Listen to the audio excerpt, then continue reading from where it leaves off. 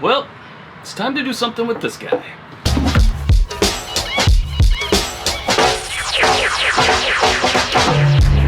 As of the recording of this video, it is Tuesday, July 4th, 2023. Happy birthday, America.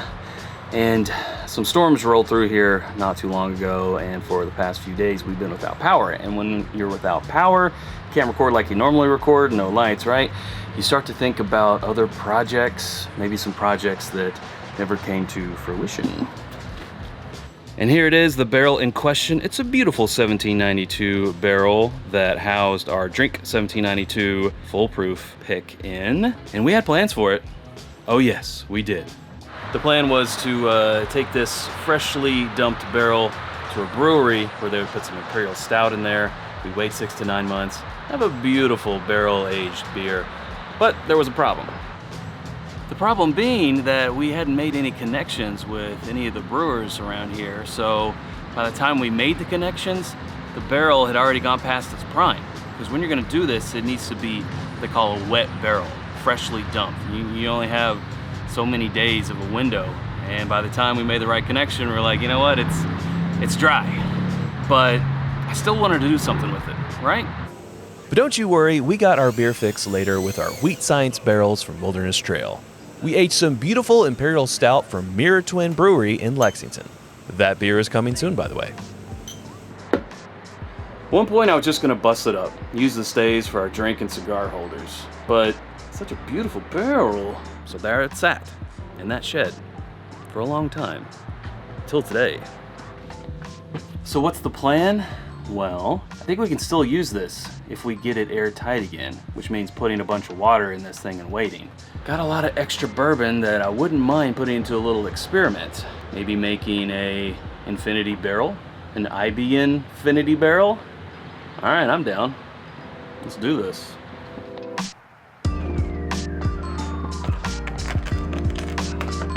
She's thirsty. Let's get her some water. No. Yeah. All right, now if this were what's called a wet barrel, which it was when we first got it, now it is dried out, but if it were a wet barrel, we could do what's called sweating the barrel. That's where you put about a quarter of the barrel's worth of water in here, and then you roll it about once a day for about 2 weeks. And after that, pour it out, and you have yourself some lower proof, but some pretty decent whiskey. This is dry as a bone though, so what we need to do is make sure it is airtight if we're gonna use this as our Infinity Barrel.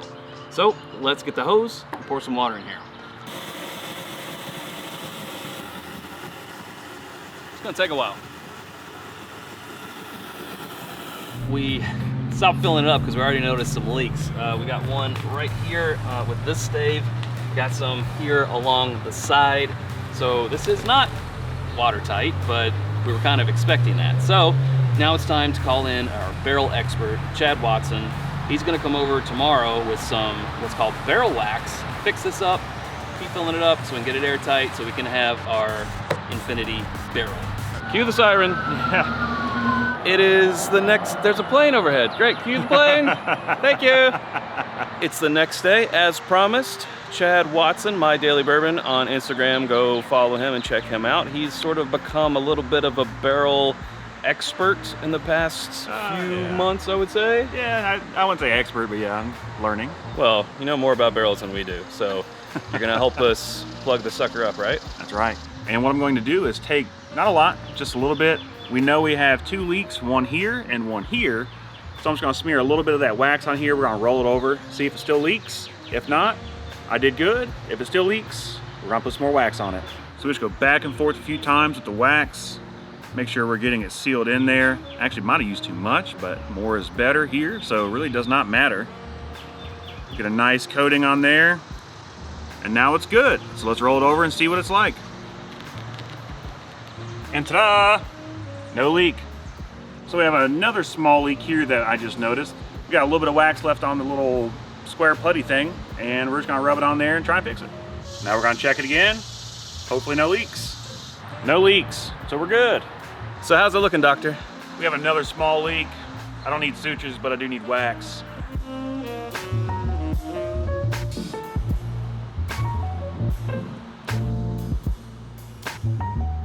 And now we roll it to see if it leaks. Yet again. No leaks. Now we just roll it around for a couple days, make sure it swells up and sweats if it needs to. And then if all's good, we start putting whiskey in it. I'm sweating, Me too. and I don't need to. No, put whiskey in me. Okay, yeah, let's do that. And then it was time to roll the barrel, as you see me doing here. I did this, not every day, but every couple of days or 2 or 3 for a little over 2 weeks. Careful with those barrels, they get away from you. Deciding to go with the hammer method instead of the drilling into the bung method to get that out. And eventually it was time to dump all the water. Come smell it.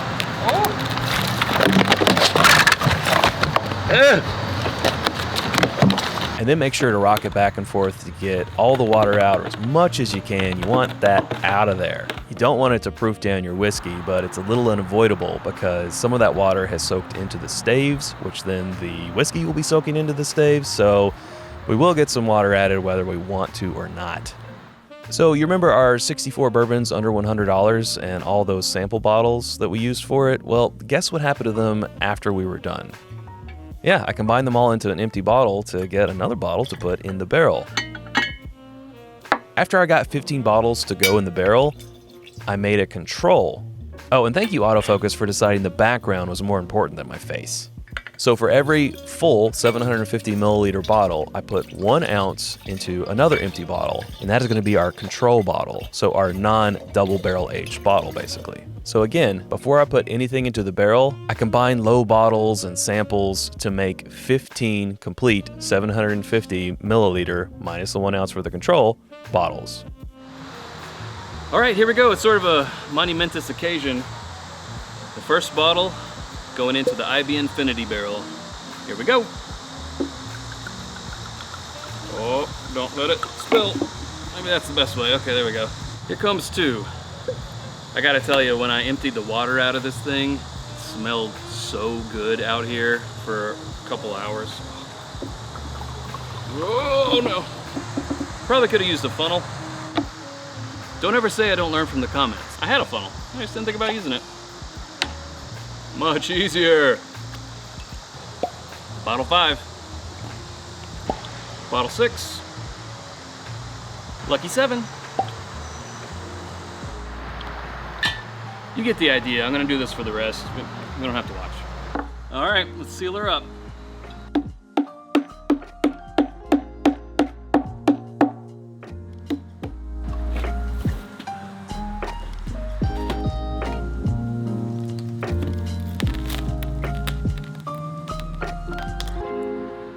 All right, this is bottle 16, bottle 17, bottle 18, bottle 19, bottle 20. We do want to keep this Infinity Barrel kind of on the higher proof end of things, so if need be, we can add water at the end when we're refining the blend.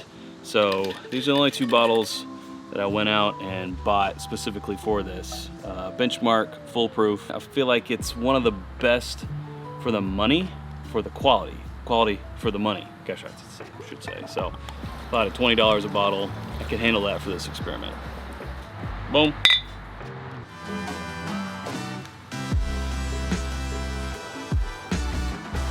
It's tasting day.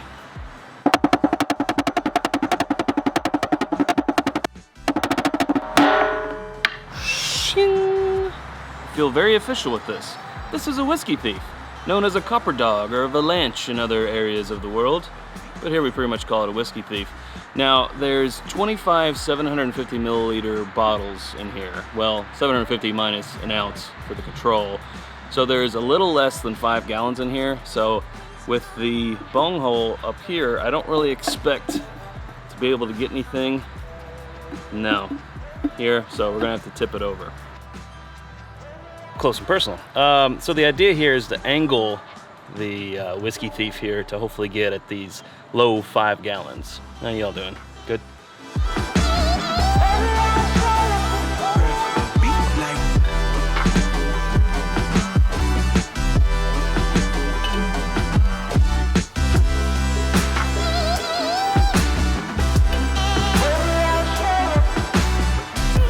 Okay, pretty decent amount here. I think that's enough for Sarah and I to taste. So, let's go taste. And here we are, it's tasting day, and welcome to the episode, Sarah. Thank you. I'm glad to be here. Yeah, you didn't think we'd do an episode without you, right?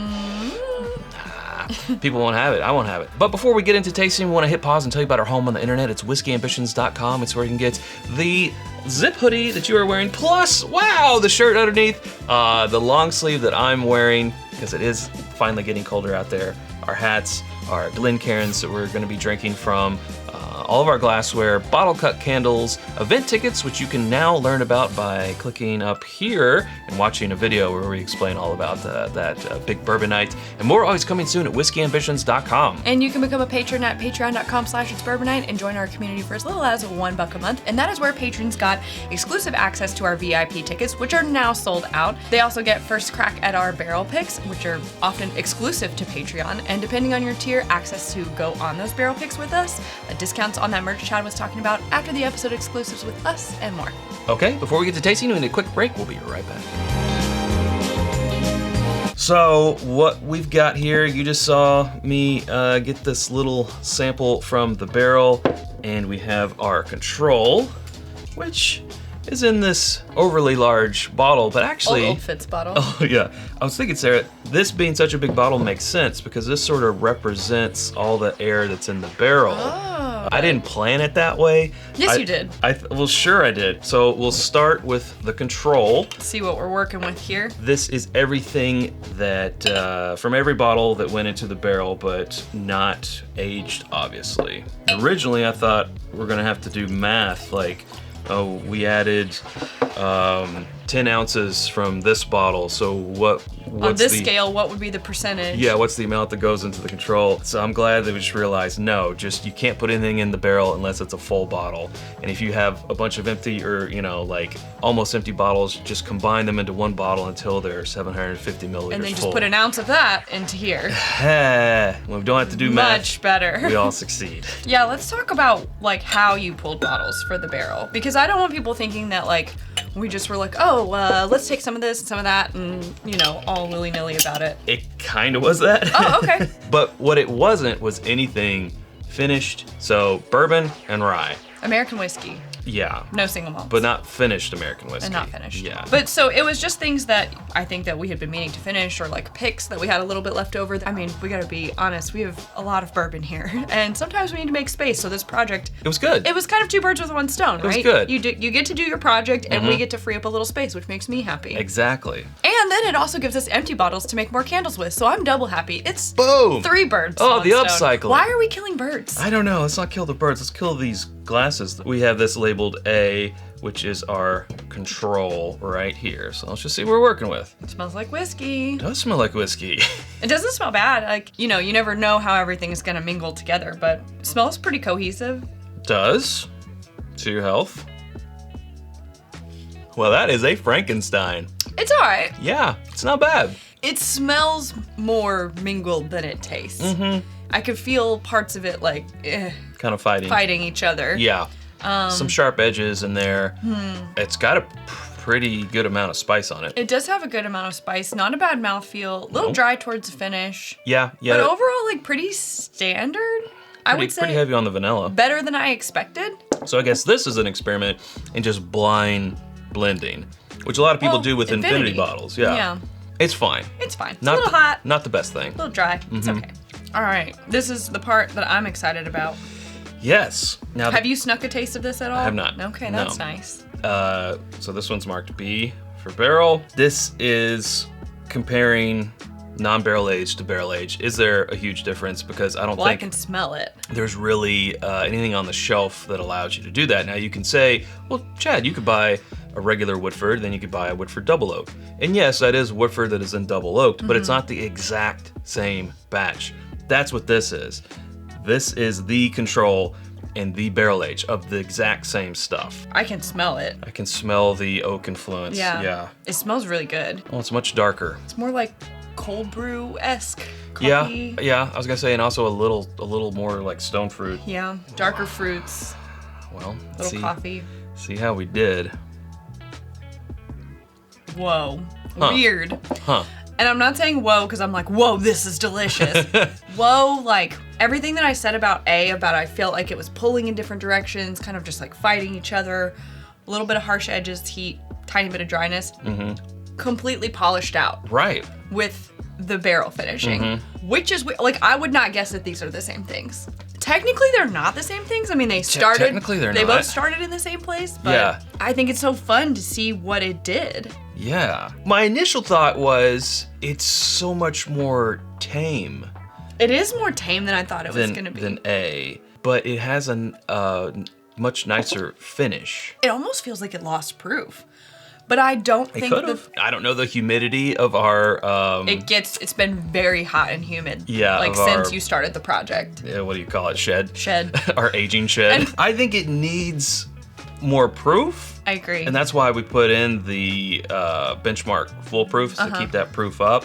Because, there's a myriad of things in there. Some lower proof things, and then you never know what's going to happen in the barrel. Yeah, it needs more oomph. Yeah. I like I don't want to call it smoothness of it, but it does feel very well mingled. Like It does. it feels very cohesive. Like it's meant to be. It's missing a little mouthfeel. It's missing a little mouthfeel, and I just want it to have a little more oomph in terms of flavor. Like no one flavor is really sticking out, and I think that's because the barrel has like sort of buffed out any, jutting that'll buff flavors. out. It'll buff out. That'll buff out. And I kind of miss it having a little bit of a directional personality, but I do think this is a good place to start. I gotta admit, I am very, not shocked, but just, I wasn't expecting this level of difference. Agreed. Like, I went back to A, the non-age, the control, Oh wow, the nose. and it has so much more presence, yet it does have those sharp edges and it needs refining. Whereas this one is so refined, but is lacking the oomph. Yeah, this is a type of project, like, yeah, obviously we're doing it on a large scale because we have the resources to, we don't even have We had that barrel. We had that barrel. We had some bottles that we needed to consolidate and then, do something with.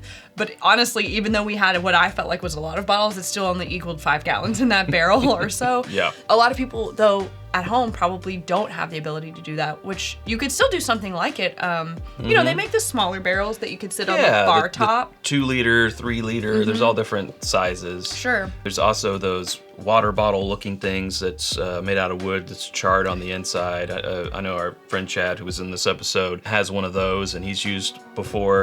And then That's cool. But there's also the little staves or Like spires. Wood sticks. Sticks. Whatever you want to call it, which is like, kind of how some distilleries do it, like makers. Obviously, they suspend staves in theirs, but like, you could take a bottle of your favorite thing and, throw in a stick, a stave, a spire, whatever. So these are from our friend Don, and it is Beyond Barrels. These are bottle aging staves. They call them staves. French oak. Ooh, a French oak.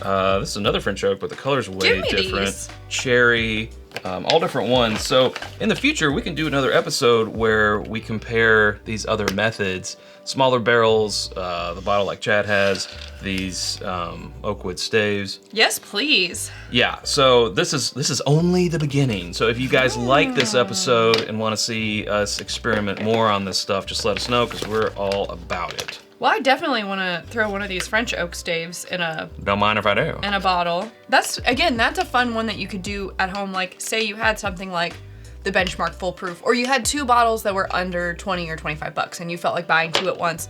You put one of these in one and you don't put one in the other one, and then you try them side by side and you see how it changed. You got to find a single barrel from the same barrel, so that'll be more expensive. But that would be the ultimate way to do it, because then it would be from it's from the same. 100% know. Now, what are we gonna do this? Because we have a little less than 5 gallons sitting out in a barrel right now that we might keep adding to. Like, I don't know. What are we gonna do with this thing, Sarah? I don't know. I thought you knew. Well, you know us, we like to share, especially when our group gets together. So our meetups, events, times you might see us, I don't know. We might be one to share this experiment with you all. Suggesting that they be the guinea pigs, Chad? Well, no, we were the guinea pigs. They would okay. be the The human trials. human trials. Were we not human? That's all I'm saying. If you're going to be seeing us later this year, Perhaps we might Just have saying. an update for you. wink, wink, nudge, nudge. So this is really fun. I like this a lot. But that's where we better leave it. Hey, Guess so. if you haven't subscribed to us already, you can do so by clicking right up here. There's suggestions of other videos down here. Hope to see you over there in one of those. Thanks, Sarah. Thanks, Chad. Until next time, experiment with more bourbon.